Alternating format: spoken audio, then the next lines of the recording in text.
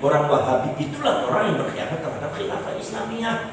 Tapi sekarang itu mereka jargonnya sudah memunculkan khilafah Islamiyah dan kadang-kadang orang-orang pun percaya. Padahal mereka itu menghancurkan khilafah Islamiyah.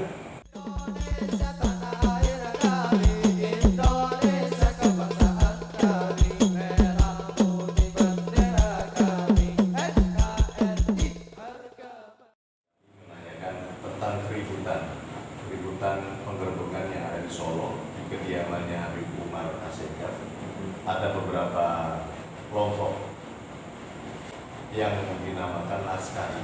Mereka beratributkan Islami, ya. Mereka membawa-bawa Syiah. Itu Syiah itu apa, Bos? Sementara kan di Indonesia sendiri ibaratnya kayak semacam apalah seperti Wahabi atau ibaratnya kayak semacam tadi Syiah itu kan kok masih ada keributan seperti itu. Bismillahirrahmanirrahim. Alhamdulillah. Wassalatu wassalamu ala sayyidina Rasulillah Muhammad bin Abdillah wa ala alihi wa ashabihi wa man tabi'ahum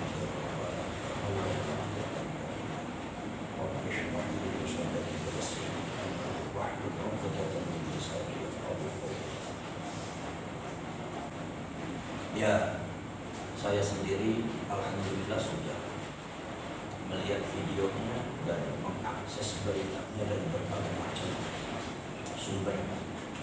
Bahkan saya sendiri menanyakan dari beberapa sumber yang ada di Solo secara langsung tentang kejadian tersebut. Ya memang benar adanya. Ini kita bahas beritanya dulu lah, bahwa beritanya itu benar atau tidak. Ternyata memang saya dari sumber asli di Solo memang terjadi penggerbekan seperti itu, memang benar.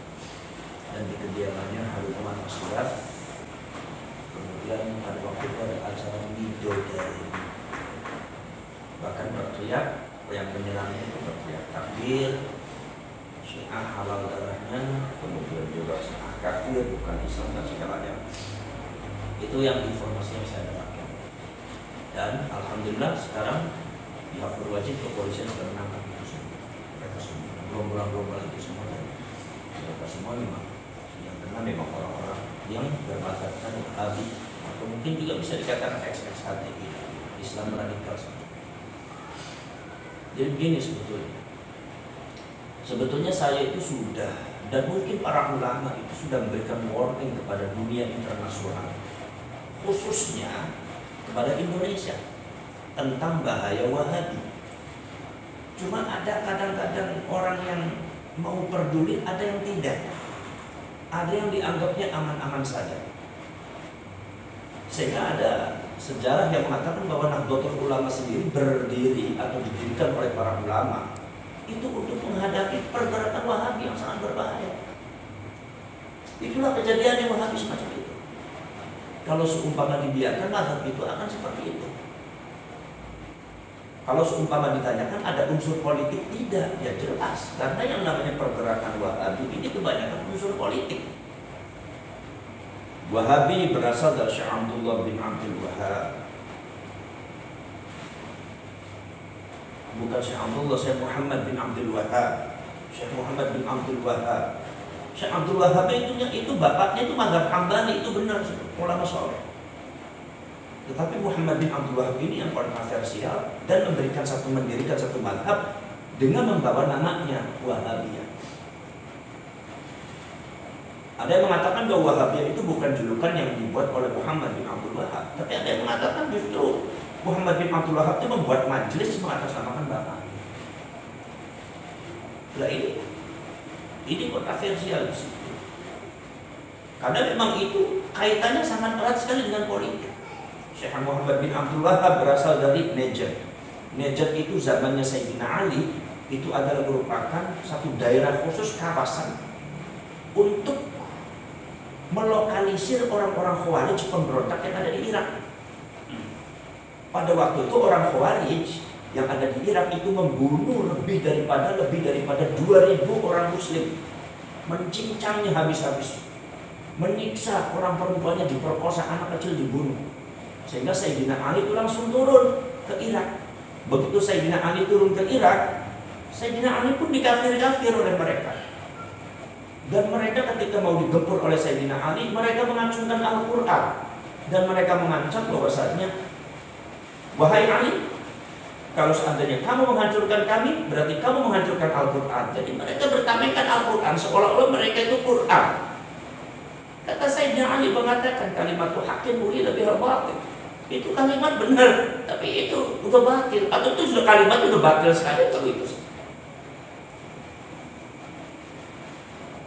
Kamu adalah faman lam yahkum bima anzalallah fa ulaika humul kafirun fa ulaika humul munafiqun fasiqun. Ini kalimatnya benar tapi dimaksudkan oleh tujuan-tujuan tidak benar. Kemudian orang Khawarij itu oleh Sayyidina Ali dilokasi di Najd. Najd inilah yang memunculkan satu faham Wahabi pada waktu zamannya Turki Utsmani. Maka daerah Najd inilah yang pertama kali berpisah dari khilafah Islamiyah Turki Utsmani. Jadi kalau kita membaca sejarahnya bahwasanya orang Wahabi itulah orang yang berkhianat terhadap khilafah Islamiyah. Tapi sekarang itu mereka jargonnya sudah memunculkan khilafah Islamiyah dan kadang-kadang orang-orang itu percaya. Padahal mereka itu menghancurkan khilafah Islamiyah. Bagaimana cara menghancurkannya? Bekerja sama dengan 5 negara, semuanya kafir, semuanya non-muslim. Amerika, Yahudi, Inggris, Belanda, Prancis, Italia, semuanya muslim, semua non-muslim. Maka dari itu menghancurkan khilafah Turki Utsmani. Jadi mereka menghancurkan khilafah Islamiyah, tapi mereka sekarang di Indonesia atau di dunia internasional dimunculkan khilafah Islamiyah. Padahal khilafah Islamiyah itu mereka sendirilah yang menghancurkannya pada waktu zaman Turki Utsmani. Nah, itulah lahirlah Najd. Najd lahirlah kemudian Saudi Arabia atas dasar rekomendasi dari Inggris. Kemudian jadi paham Wahabi ini adalah dimunculkan oleh orang-orang Saudi untuk mengamankan politik mereka di dunia Islam, bekerja sama dengan Inggris. Itu sejarahnya bagus. Nah sekarang kalau dibaca Wahabi dari Najd dari mana? Najd adalah orang Khawarij, yaitu dari Irak. Orang Khawarij itu siapa orang Khawarij? Orang Khawarij itu adalah kelompoknya orang-orang munafiqun zamannya Rasulullah.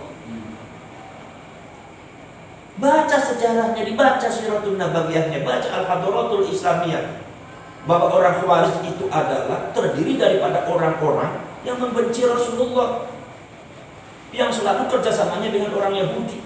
Pada waktu di Madinah kerjasama dengan orang Yahudi, pada waktu di Makkah selalu kerjasama dengan orang musyrik, selalu kerjasama dengan non-Islam untuk menikam Rasulullah dari belakang. Tapi kalau seumpama ada Rasulullah, mereka dalam keadaan lemah dan kalah, mereka menyelondoh seolah-olah mereka lebih Islami daripada Rasulullah. Sampai Dzul Khuwaisirah itu pernah mengkritik Rasulullah. Pada waktu Rasulullah membagi ghanimah, kata Dzul Khuwaisirah, jenggotnya panjang, batuknya atau jidatnya itu, mengatakan, ya Muhammad i'dil, Muhammad berbuatlah kamu adil. Seolah-olah Dzul Khuwaisirah ini lebih warak ketimbang Rasulullah. Akhirnya kata Rasulullah mengatakan, celaka kamu Dzul Khuwaisirah, siapa orang yang lebih adil ketimbang saya? Kalau saya tidak berbuat adil, lalu siapa yang ngajari adil kepada kalian? Tapi begitu dibagi, sudah dibagi, bagaimana Dzul Khuwaisirah komentarnya? Begitu dibagi secara adil oleh baginda Rasulullah SAW, mengatakan, kata Dzul Khuwaisirah, wallahi inna hadhil qismata ma'adala fiha wa ma urida fiha wajhullah. Demi Allah, ini pembagian yang dibagi oleh Muhammad itu jelas tidak adil. Menurut Rasulullah tidak adil, dan ini tidak diharapkan untuk ditujukan untuk zatnya Allah. Jadi menurut Rasulullah tidak benar. Rasulullah afdhalul anbiya'i wal mursalin sayyiduna wa sayyidul bashar, dianggap bahwa itu tidak benar oleh Dzul Khuwaisirah. Itu ciri-ciri awal daripada kemunculan orang munafik dan akan mengatasnamakan agama. Yang dimunculkan setelahnya adalah yang disebut dengan Khawarij, itu para ulama. Itu semua ulama ahlu sunnah wal jamaah merujuk seperti itu. Berarti cikal bakalnya. Cikal bakalnya. Nah kemudian orang munafik itu kemudian zamannya Abu Bakar As-Siddiq mau memberontak, tidak taat kepada pemerintah.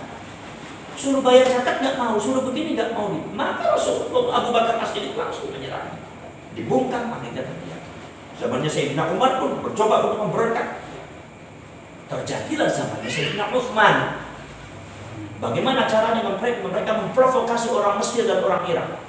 Diprovokasi, ditimbulkan kabar-kabar hoax, kabar-kabar fitnah. Ini persis yang terjadi zaman sekarang. Mereka itu sama sifatnya kayak gitu. Mereka itu karakternya sama. Dan pada akhirnya terjadi pembunuhan terhadap Sayyidina Utsman. Dan kalau dibiarkan, mereka juga akan membunuh orang-orang Indonesia dan akan membunuh orang-orang Islam di Indonesia. Itu bahaya sekali. Mereka tidak ada toleransi. Mereka menganggap dirinya paling benar, selain mereka dianggapnya kafir. Dan itu sangat melekat, tidak bisa lepas. Makanya kalau orang sudah terjerat akidah semacam ini, sangat sulit sekali untuk lepas. Faman yudlilillah fala hadiya lahu. Allah tidak berkenan untuk memberikan hidayah. Ya mudah-mudahan di antara mereka ada yang kembali kepada Allah Subhanahu wa taala. Itu jadi apa namanya seperti itu. Zamannya Sayyidina Utsman, dikor kabar Utsman seperti ini, Utsman seperti ini. Sesuatu yang tidak pernah dilakukan oleh Sayyidina Utsman, difitnah Sayyidina Utsman. 33 tuduhan Sayyidina Utsman. Akhirnya apa setelah kabar hoax diterima oleh masyarakat, orang Mesir terhasut, orang Iran terhasut, baru mobilisasi massa. Mobilisasi massa, mengumpulkan kekuatan massa ada di Mesir dan ada di Iran. Semuanya mengeroyok datang ke istananya Sayyidina Utsman bin Affan, menggerebek dan terjadi pembunuhan terhadap Sayyidina Utsman bin Affan. Ini juga faktor politik. Lah kemudian, makanya pergerakan Wahabi selalu politik. Kemudian setelah zamannya Sayyidina Utsman selesai, ternyata orang Islam mayoritas tidak memilih mereka. Sayyidina Ali jadi benturkan dengan Sayyidina Muawiyah bin Abi Sufyan. Sampai ditimbulkan fitnah bahwa Muawiyah bin Abi Sufyan dengan Yazid bin Muawiyah membunuh Sayyidina Husain. Profesor Dr. Ahmad Syalabi, seorang pakar sejarah, katakan Yazid bin Muawiyah tidak pernah membunuh Sayyidina Husain. Apalagi Muawiyah bin Abi Sufyan, karena itu sahabatnya Rasul. Muawiyah itu katibur Rasul, sekretarisnya Rasulullah. Mana mungkin tega membunuh cucunya Rasulullah. Itu adalah tuduhan yang tidak benar yang dilakukan mungkin oleh sebagian orang Syiah dan sebagian orang Wahabi, mengukur sikapnya dia sama dengan sikapnya Sayyidina Muawiyah. Nggak bisa, Sayyidina Muawiyah nggak bisa. Buktinya apa? Sejarah sudah dibuktikan. Ketika mendengar Sayyidina Husain terbunuh, Muawiyah bin Abi Sufyan langsung datang ke kamar dengan kudanya, langsung dia sambil menangis, mana sedang diampuni darahnya, sambil menangis. Kalian tahu tidak, ini adalah cucunya Rasulullah yang paling disayang oleh Rasul. Kalian kurang ajar. Makanya semua yang terlibat dihukum oleh Husain dan Muawiyah bin Abi Sufyan. Jadi tidak mungkin Sayyidina Muawiyah bin Abi Sufyan itu akan tega karena faktor politik membunuh Sayyidina Husain. Ini adalah apa? Zamannya Sayyidina Ali benturkan dengan Muawiyah bin Abi Sufyan. Akhirnya terjadi pemberontakan luar biasa. Sayyidina Ali sampai di kafir-kafir, sampai yang terjadi di Irak. Tapi Sayyidina Ali dan kekuatannya bisa menang, dan pada akhirnya juga Sayyidina Ali terbunuh. Jadi artinya apa? Sejarah mereka itu sejarah politik untuk menghancurkan politiknya Sayyidina Utsman bin Affan, Sayyidina Ali bin Abi Thalib. Nah kalau dianggap sebuah ini faktornya politik, ya politik. Kalau seumpama tidak pergerakannya bukan politik, tidak ada demo, tidak ada mobilisasi massa, tidak ada hoax. Kalau memang bicaranya agama, yang namanya hoax fitnah jelas haram, tidak boleh. Mereka tidak bicara itu, mereka pengen Sayyidina Utsman tumbang, diganti dengan yang lainnya. Mereka dibenturkan antara keluarganya Banu Umayyah dengan keluarga Banu Abbasiyah. Antara Quraisy dengan bukan Quraisy. Quraisynya dibentur-benturkan, antara Sayyidina Ali dengan Muawiyah bin Abi Sufyan dibentur-benturkan, Banu Hashim dengan yang bukan Banu Hashim dibentur-benturkan.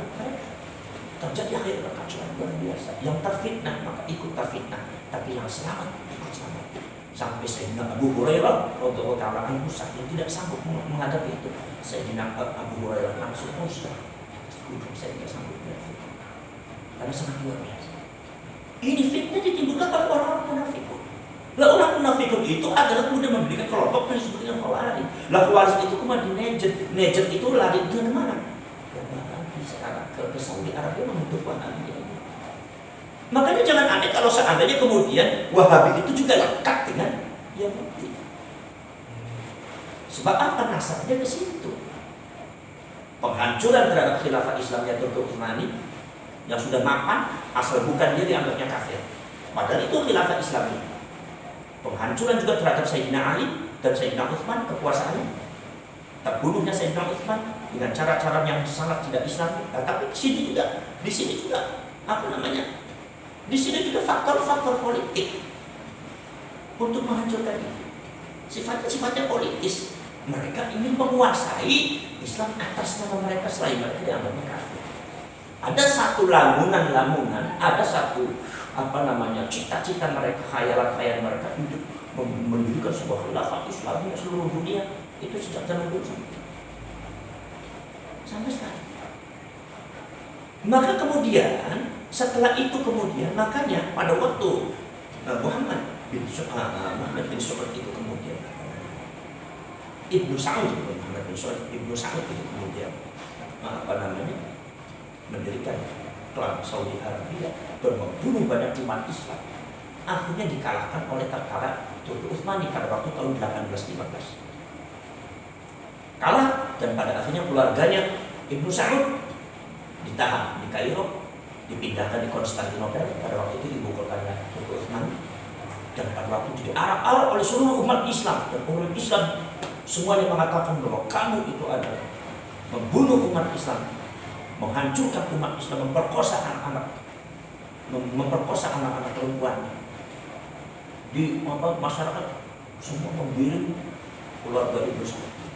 Setelah itu kemudian dipenjara lagi di Kairo, dan setelah itu ada beberapa keluarganya yang melarikan diri, dan pada akhirnya mendirikan klan baru lagi, memperkuat klan Saudi Arabia lagi dengan mazhab Wahabinya, bekerja sama dengan Inggris dan keluarga Sabah as-Sabah dari dan akhirnya yang membiayai dari Inggris.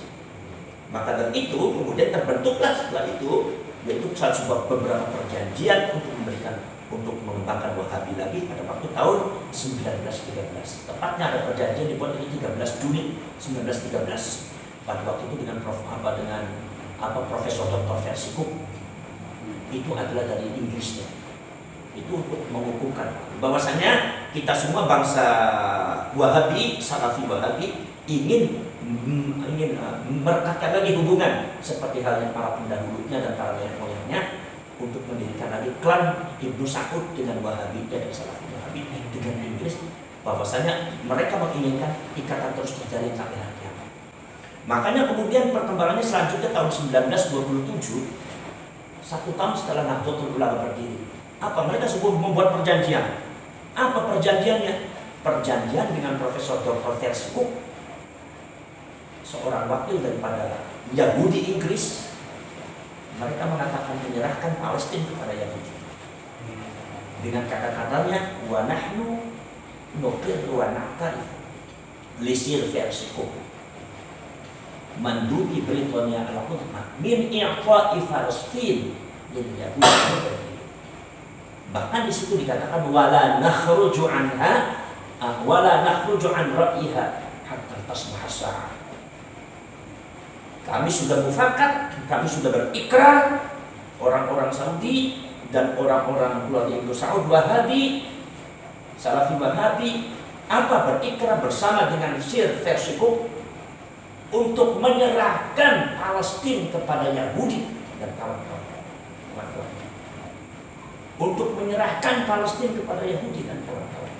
Dan mereka berjanji tidak akan keluar dari pendapat mereka dan kesepakatan ini sampai hari kiamat terjadi. Kalau sudah seperti itu gimana? Artinya kaitan orang Wahabi dengan Yahudi sangat dekat. 3 tahun sekali kadang-kadang mereka bertemu antara Wahabi dengan maka disinilah mereka bermesra-mesraan dengan Yahudi, tetapi mereka dibalik itu membunuh umat Islam. Palestina dibantai habis oleh Yahudi, mereka diam membiarkan. Sementara mereka menyerang Yaman sama-sama umat Islam.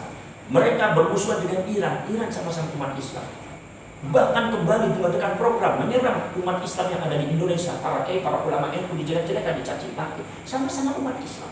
Inilah yang ditahukan oleh Rasulullah SAW. Salah satu hadis riwayat sahih yang diriwayatkan oleh Imam Muslim bin Al-Hajjaj Al-Syaibani dalam kitab Sahih Muslim mengatakan bahwasanya yang namanya orang Wahabi itu atau ada bakal datang satu kaum itu adalah mereka adalah jadi mereka itu adalah yuhsinuna al-qil wa yusi'una al-fi'l. Mereka itu hanya baik di dalam ucapan, tapi di dalam prakteknya,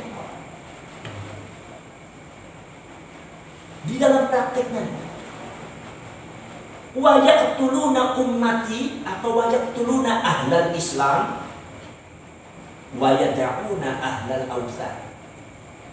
Mereka membunuh penduduk para pemeluk agama Islam, tetapi mereka membiarkan orang-orang penyembah berhala. Siapa? Yahudi dan Nasrani, itu penyembah berhala.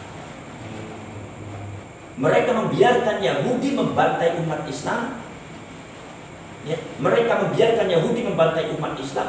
Mereka membiarkan kekuatan Kristen itu membantai umat Islam di luar. Sementara mereka membunuh umat Islam, mencaci maki umat Islam. Terjadi seperti yang terjadi di Solo.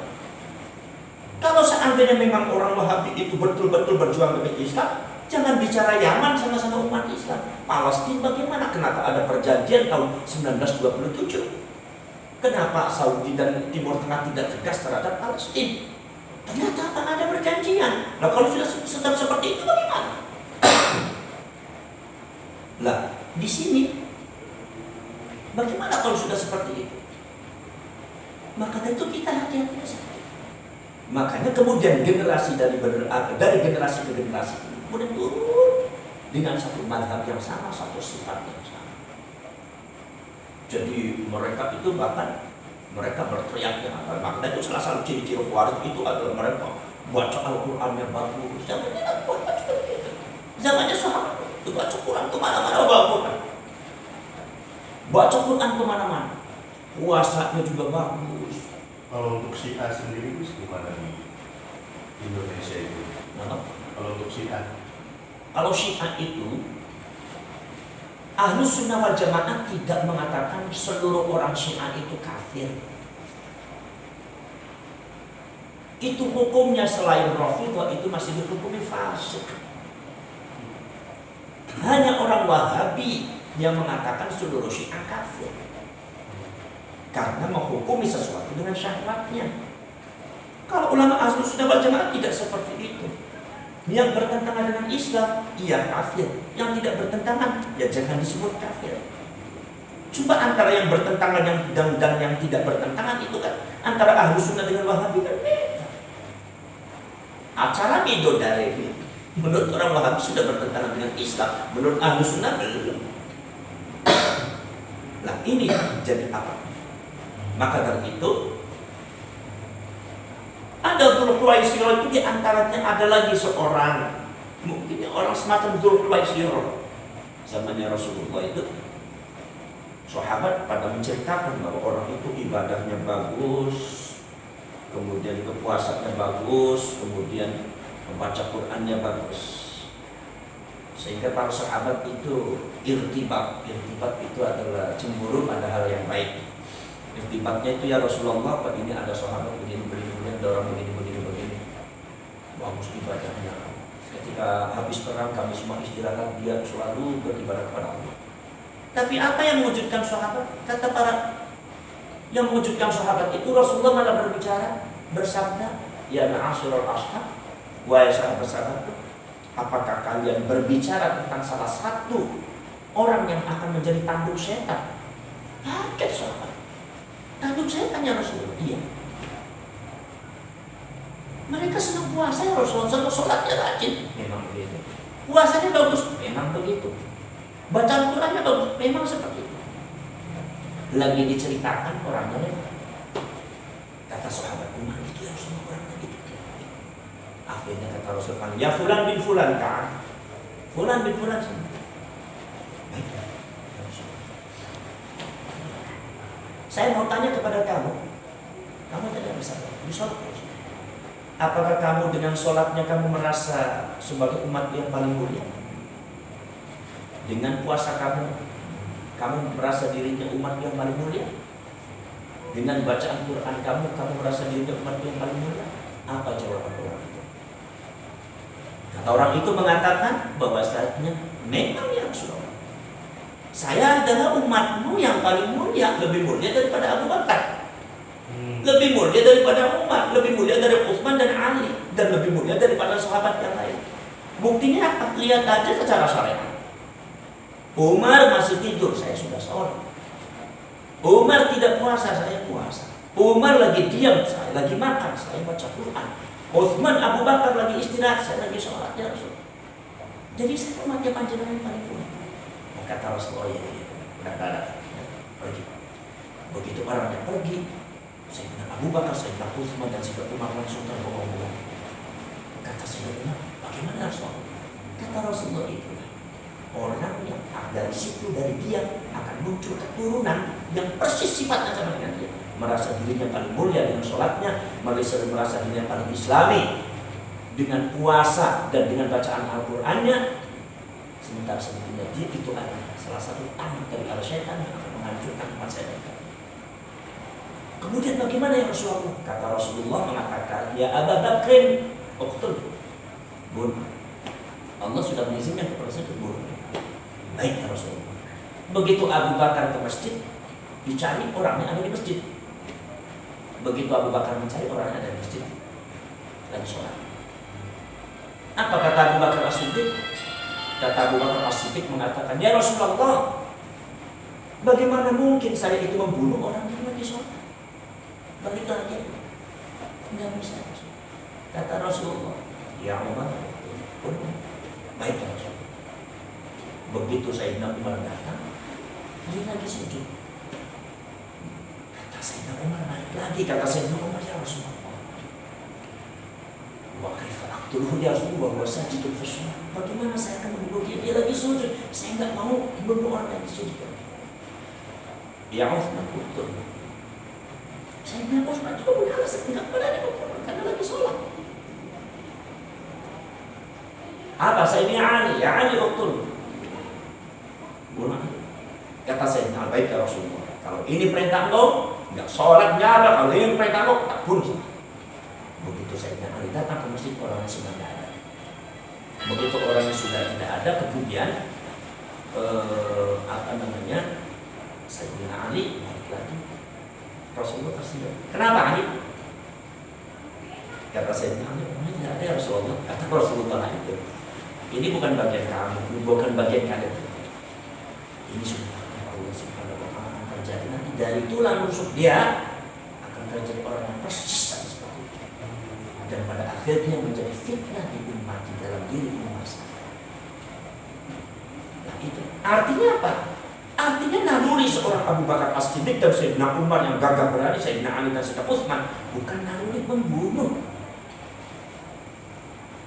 Tapi kata Rasulullah, mereka akan membunuh. Makanya Rasulullah mereka untuk membunuh. Sebelum mereka membunuh umat saya, Umar, bunuh dia. Umat saya akan selamat dari fitnah. Tetapi nyatanya apa? Nyatanya kata Rasulullah bahwa itu bukan bagian kamu. Karena umat Allah sudah mentakdirkan seperti itu. Makanya Rasulullah selalu mengisyaratkan kepada kita semua akan adanya mazhab-mazhab semacam itu, yang merasa dirinya paling benar, yang merasa dirinya paling hebat, yang merasa dirinya paling islami, yang merasa dirinya paling iman, yang lain dianggapnya tidak beriman, dan pada akhirnya dengan mengatasnamakan agama kemudian membunuh orang, mencaci maki orang, apalagi sama-sama umat Islam terjadi seperti Solo.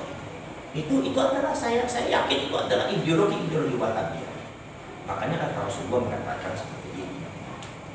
Kata Rasulullah, di antara ciri-cirinya itu adalah saya khruju qaumun fi hadhihi ummah Bahkan muncul satu kaum, satu golongan di dalam umat ini. Kata Imam Ibnu Hajar Al-Asqalani, ini riwayat Bukhari, mentafsiri Rasulullah walam yaqul min ummati. Rasulullah tidak berbicara dari umat saya. Berarti sesungguhnya mereka itu bukan golongan umatnya Rasulullah. Sebab Rasulullah bersabda fiha itu dalam umat. Apa? Qaumun yahqiruna sholatakum wa siyamakum wa qira'atakum. Ada seorang kaum yang akan meremehkan sholat kalian. Apa kamu sholatnya nggak bagus? Meremehkan puasa kalian. Apa kalian puasa seperti itu? Ini puasanya orang begini nggak boleh. Saya ini puasanya hebat. Ini puasanya hebat. Ini sholatnya hebat nih. Ini sholat duha, sholat tahajud, hebat nih. Puasanya nih, puasa sunnah semua dilakukan. Kamu tahu nggak pernah puasa, nggak pernah sholat. Bahkan cara-cara sholat kalian dan cara sholat puasa kalian akan dilecehkan. Cara-cara bacaan Quran kalian akan dilecehkan. Nih, coba bacaan kami, lihat bagus tuh. Bacaannya, suaranya enak didengarkannya. Tuh bagus tuh. Itu kata Rasulullah. Bahkan ada orang semacam itu. Walaisa sholatukum ala sholatihim syai'an. Bahkan Rasulullah mengatakan sholat kalian kalau dibanding dengan sholat mereka nggak ada apa-apanya. Mereka senang sholat. Sholat tahajud, sholat duha. Enggak benar, senang sekali sholat. Ya, senang sekali sholat. Walaisa siyamukum ala siyamihim syai'an. Kata Rasulullah, dan puasa kalian kalau dibandingkan dengan puasa orang itu nggak ada artinya kalian. Kalah kalian puasa. Mereka puasa, setiap hari puasa, senang puasa sunnah. Dikit-dikit puasa, dikit-dikit puasa. Dan bacaan Al-Quran yang walaysa qira'atukum ala qira'atihim syai'an. Bacaan kalian dalam Quran kalah. Tapi apa kata Rasulullah? Wa yas'auna ila jiranihim bisyirki wal kufr. Mereka dengan bacaannya, dengan bacaan Quran yang hebat, sholatnya, puasanya, merasa dirinya paling islami, mereka mendatangi tetangga-tetangganya yang muslim dan menuduh musyrik dan menuduh kafir. Wa yaqtuluna wa yuharibuna ummati, dan pada akhirnya mereka memerangi umat saya. Wa yaqtuluna ummati, dan pada akhirnya mereka membunuh umat saya. Dan orang Khawarij Wahabi sejak zamannya Sayyidina Utsman bin Affan sudah membunuh Sayyidina Utsman bin Affan, sudah membunuh Sayyidina Ali bin Abi Thalib dan beberapa pentolan para sahabat, dan membunuh umat Islam yang ada di Irak, membunuh umat Islam yang terjadi pada waktu di Saudi, membunuh umat Islam yang ada di Hijaz, membunuh umat Islam yang ada di Mesir. Wa yaqtuluna ummati, mereka memerangi umat saya. Sampai detik ini Khawarij Wahabi, neo-Khawarij memerangi Yaman, memerangi Iran yang sama-sama umat Islam, walaupun mereka mengatakan Syiah. Bahkan kita sendiri orang Ahlus Sunnah wal Jamaah tidak luput daripada serangan mereka, dicaci maki, dikafir-kafir, dibid'ah orang NU Ahlus Sunnah wal Jamaah. Bahkan Syria dicabik-cabik. Said Ramadan Al-Buti dibunuhnya atas nama jihad fisabilillah oleh mereka dan beberapa ulama. Subhanallah, ini ada fitnah yang sangat luar biasa. Ini yang sudah diisyaratkan oleh baginda Rasul itu 1500 tahun yang lalu oleh Rasulullah. Jadi sebetulnya kita ini sudah nggak kaget lagi ada cerita. Nah, kemudian kata Rasulullah SAW, wa kana imanuhum la yujawizu hanajirahum wa taraqiyahum. Sesungguhnya iman mereka itu tidak sampai ke tenggorokan, apalagi sampai ke hati. Enggak sampai ke tenggorokan. Apa sebab? Yuhsinunal qil, ucapannya dibaikkan, subhanallah, astagfirullah, alhamdulillah. Tapi wa yusi'unal fi'l, mereka justru sikap tingkah lakunya sangat jelek sekali, mencaci maki sesama umat Islam. Itu mulai dari zamannya Sayyidina Utsman, dicaci maki, dibikin hoax. Sampai orang Mesir terfitnah, orang Irak terfitnah. Seperti di Indonesia dibuat hoax itu, NU seperti ini seperti ini. Hoax fitnah ada, dan akhirnya masyarakat semua kumpul semua dalam fitnah. Maaf Gus, untuk di Indonesia sendiri berapa ya? Beberapa umat Indonesia anti Wahabi.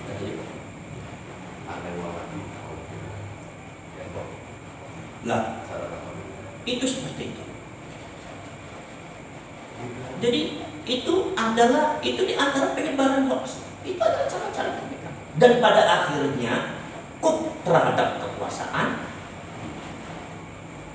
menggulingkan kekuasaan yang ada, seperti yang terjadi di di Tugu Utsmani, keluar membelot daripada kekuasaan khilafah Islamnya, membelot daripada kekuasaan pemerintah yang sah.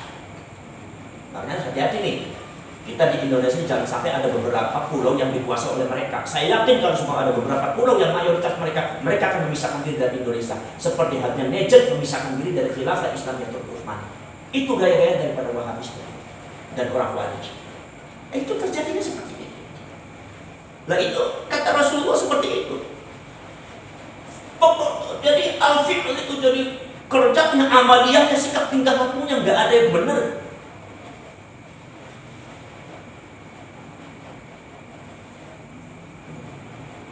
Jadi tidak ada yang benar. Jadi kayak seperti nanti. Dan itu adalah nanti di itu aja. Itu adalah merupakan hoax yang disebarkan oleh mereka. Itu gaya mereka menyebarkan fitnah sejak zamannya Sayyidina Utsman sampai detik ini di Indonesia. Gaya penyebaran hoax terjadi di mana-mana. Hoax dimanfaatkan, fitnah dimanfaatkan, gunakan oleh mereka dalam rangka apa? Dalam rangka mengguncang kekuasaan yang ada. Zamannya Sayyidina Utsman digulingkan. Zaman Sayyidina Ali dibunuh, bahkan Sayyidina Utsman juga dibunuh. Itu juga faktor politik, dan itu memang seperti itu dari mereka. Dan kita sudah tahu sejak zaman dulu seperti itu. Maka kemudian apa kata Rasulullah? Sungguh mereka itu pembicaraan masalah Islam. Kalau ditulis-tulis di majalah-majalahnya mungkin Islam, di koran-korannya juga penuh dengan dakwah Islamiyah. Tapi dalam prakteknya sikap tingkah lakunya mencaci maki, menfitnah, membunuh umat Islam. Bahkan yang ada di ISIS, yang ada di Syria, ada beberapa orang-orang kita yang tobat. Apa kata mereka? Kata mereka mengatakan di sana terjadi pembunuhan umat Islam yang sangat kejam. Orang Syria yang masih Islam, kiai ulama dibunuh. Bahkan ada beberapa orang ulama dibunuhnya disetrum. Dan ada lagi apa? Orang-orang perempuan di sana dijadikan budak seks. Syahwat.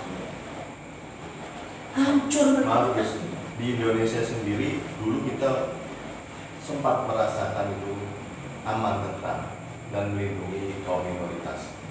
Sedangkan sekarang setelah adanya gerakan-gerakan yang menurut Wahabi atau FPI dulu di Jakarta kan, mereka sering sekali membantai kaum minoritas gitu.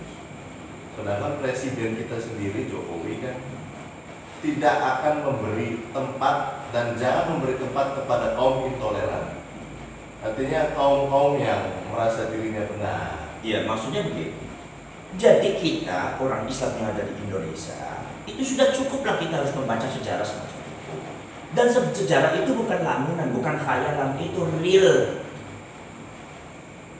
Dan pemerintah kita juga harus menanggapi sejarah-sejarah itu dalam masalah perkembangan Islam. Kita tidak ada benci kepada orang lain. Cuma kita itu preventif, mencegah sebelum terjadi yang lebih besar lagi. Karena mereka ini dengan kekuasaannya, dengan paham-paham mereka kalau dibiarkan itu merampas sampai ke pemerintah-pemerintah. Itu sangat berbahaya sekali. Lah itu tidak Rasul. Kenapa mereka membawanya Al-Quran, bertamekan agama? Kata Rasulullah, wa yad'una ila kitabillah wa laysu minhu bisyai'in. Kata Rasulullah, mereka selalu mengajak kembali kepada kitab Allah, kembali kepada Al-Quran, tetapi sesungguhnya mereka sikap dan tingkah lakunya sama sekali tidak ada satupun yang sesuai dengan Al-Quran. Ini Rasulullah yang dawuh. Silahkan anda amati. Ini hadisnya Bukhari Muslim. Silahkan anda amati. Apakah anda mengamati kemudian Bukhari Muslim? Bukhari Muslim itu karena ada belum ditafsir oleh Syekh Al-Albani. Dan saya tanya, lebih agung mana Syekh Al-Albani dengan Bukhari Muslim? Kenapa Bukhari Muslim mesti ditafsir lagi sama Syekh Al-Albani? Apakah Syekh Al-Albani itu di atas Bukhari Muslim, Imam Bukhari dan Imam Muslim? Otoritasnya yang diakui oleh dunia Islam mana? Ini hadis Bukhari Muslim. Ini peringatan dari baginda Rasul, dan ini sudah terjadi di kalangan kita. Di kalangan kita. Maka dari itu, inilah ciri-cirinya lagi yang ditunjukkan oleh Rasulullah itu adalah ahdathul asnan. Kata Imam Ibnu Hajar al-Asqalani mengatakan syabab, mereka kebanyakan anak-anak muda. Sufahaul ahlam, punya pemikiran-pemikiran, cita-cita yang sangat tidak baik, yang sangat tidak pintar, kata Rasulullah. Kata Imam Ibnu Hajar al-Asqalani, ayuquluhum radhi'ah, tingkat kecerdasan dan akal mereka sangat rendah, sangat jelek sekali punya pikirannya. Mereka bicara Islam, dakwah Islam, nah sorof belum mumpuni. Mereka bicara agama Islam, perjuangan Islam, Quran dengan hadis dia belum mumpuni. Mencaci maki para ulama, para kiai, jadi fitnah seluruh umat Islam. Menyuruh umat Islam membenci para ulama, para kiainya, membenci pemerintahannya, membenci bangsanya, membenci negaranya, membenci benderanya, membenci hasil-hasil karya daripada para pendahulunya seperti Pancasila dan Bhinneka Tunggal Ika. Mereka membuat chaos, mereka membuat fitnah, membenturkan antara satu dengan yang lainnya. Ini adalah gaya Khawarij. Itu cukup zamannya Sayyidina Utsman dan pada akhirnya akan terjadi pembunuhan. Maka kalau sumpah sejarah mengatakan bahwasannya Wahabi, Najd, Khawarij Irak, Sayyidina Ali dilokalisasi di Najd, Khawarij di Irak. Itu Khawarij itu secara keseluruhan, secara global berasal dari kaum munafikun. Allah mengingatkan di dalam surat At-Taubah tentang masalah bahaya kaum munafikun. Apa kata Allah? Kaifa wa iyadharu 'alaikum la yarqubu fikum illa wala dhimma. Kata Allah Subhanahu wa taala, jangan beri kesempatan mereka untuk mereka mengungguli kalian, memenangkan kalian. Kalau mereka menang di atas kalian, kalau mereka itu mengungguli di atas kalian, maka mereka tidak akan bisa menjaga kalian. Perjanjian mereka tidak akan bisa dijaga, dan kehormatan, apalagi masalah yang berkaitan dengan keagamaan, tidak akan mereka jaga. Mereka berbuat zalim kepada kalian. Ini makanya adalah salah satu pesan daripada Allah Subhanahu wa taala kepada orang munafik, jangan sampai mereka mengungguli kita. Maka di sini saya kutipkan pada tugas dan sahabat Bansar Ansor, Nahdlatul Ulama, jangan membiarkan orang Wahabi itu mayoritas di Indonesia. Jangan membiarkan mereka itu berkuasa di Indonesia. Apa sebab? Berbahaya. Ini dauhnya Allah. Dauhnya Allah pasti hak. Akan terjadi seperti itu.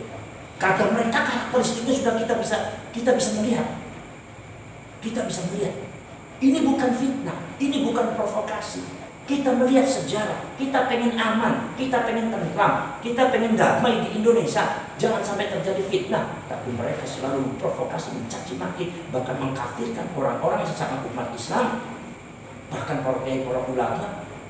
Dan kita sama-sama orang Indonesia, matanya sudah terbuka. Tuh lihat di Solo. Di Solo tuh sudah terjadi seperti itu. Bisa kita lihat sendiri, akan terjadi seperti itu. Dan nanti juga akan lebih besar lagi terjadinya. Apa kita mesti menunggu kita seperti Syria dan Irak?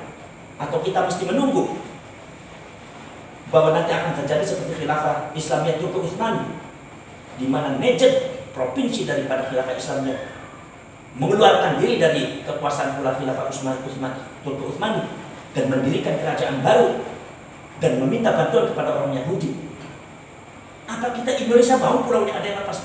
Sampai terjadi. Maka disinilah fungsi daripada Nahdlatul Ulama, seluruh rakyat Indonesia menjaga kesatuan persatuan bangsa Indonesia. Jangan bisa diprovokasi oleh mereka atas nama agama dan atas nama Islam, karena sesungguhnya mereka adalah berbohong atas nama agama. Sejarah tidak bisa membuktikan itu semua. Sejarah mereka sangat kelam dan penuh dengan darah pembunuhan terhadap umat Islam. Memang jargon mereka Al-Quran, dan Rasulullah mengatakan, lalu yad'una ila kitabillah wa laysu minhu bisyai'in. Mereka selalu mengajak kepada kitab Allah, kembali kepada Quran, kembali kepada sunnah. Tapi Rasulullah sebagai saksi mengatakan bahwasanya mereka tidak ada sedikit pun yang sesuai dengan Al-Quran, karena sikap dan tingkah laku mereka. Kemudian nomor selanjutnya, apa yang didahulukan oleh Rasulullah, wa aina ma laqaitumuhum faqtuluhum. Saking bahayanya mereka, ketika sekalian bertemu dengan mereka, perangilah mereka. Jangan diam. Memerangi mereka bukan berarti kita harus membunuh mereka. Hoax mereka kita perangi, mazhab mereka kita perangi, secara ilmiah kita perangi. Maka disinilah maka saya mengharapkan khususnya kepada Ahlus Sunnah wal Jamaah seluruh Indonesia, termasuk Nahdlatul Ulama khususnya Ahlus Sunnah wal Jamaah yang terbesar di Indonesia, bansernya harus siap dengan ada kejadian seperti ini. Ini sudah warning. Ansornya harus siap. Seluruh rakyat Indonesia dan Nahdlatul Ulama merapatkan barisan Anda di kampung-kampung. Pegang itu Nahdlatul Ulama, pegang itu negara kesatuan Republik Indonesia. Jangan mudah diprovokasi dan dibohongi atas nama agama oleh mereka, karena mereka sangat pandai menjual agama sehingga masyarakat banyak tertipu karena itu. Itu yang didahulukan oleh Rasulullah SAW. Makanya itu harus ada. Baik, Gus. Terima kasih.